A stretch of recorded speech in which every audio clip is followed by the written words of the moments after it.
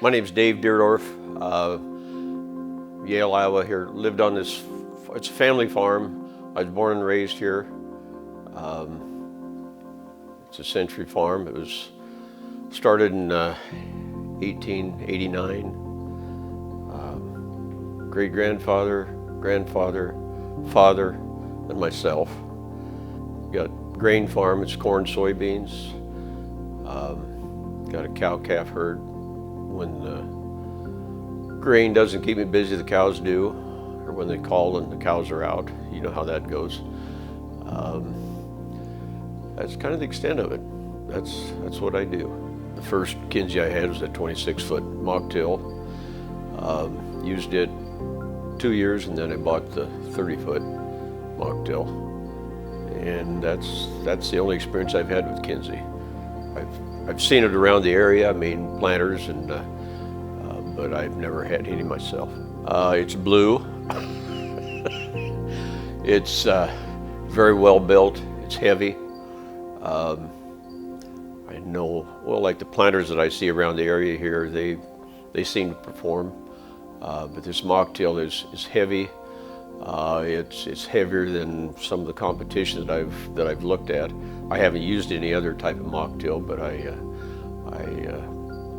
it sure appears to be a lot heavier, a lot more durable than other brands. We've got different terrain. We've got flat and black. We've got hills. We've got grassland. We're right on the edge. North of us, it's pretty flat. South and west, it's more rolling. We do no-till, very little contour, but no-till, and then we use the Mach till the last couple of years, and that's kind of what we do here. It's all dry land. There's no irrigation. Before the Mach till, I did a lot of deep V ripping, and by doing that, naturally, I had to use a field cultivator and level the ground. But when I started using the Mach till, we used it on about 1,000 acres, and it worked well. We were dry around here. The Mach till did a beautiful job. I don't have a cutter head or anything on the combine. I got the cutter disc or stock rolls, and the residue was chopped up fine. I went into it this spring, didn't do any more tillage, just planted directly into the ground that I used the Mach till on in the fall. I did use the Mach till on about 100 acres this spring because I had cows that run on part of the corn stalks, mainly just to level it out. It saved a trip, and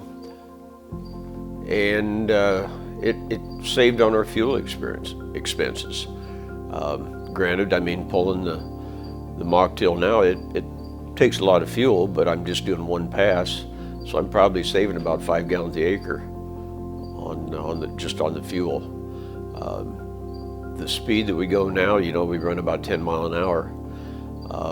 With 30 foot at 10 mile an hour, you can cover a lot of ground.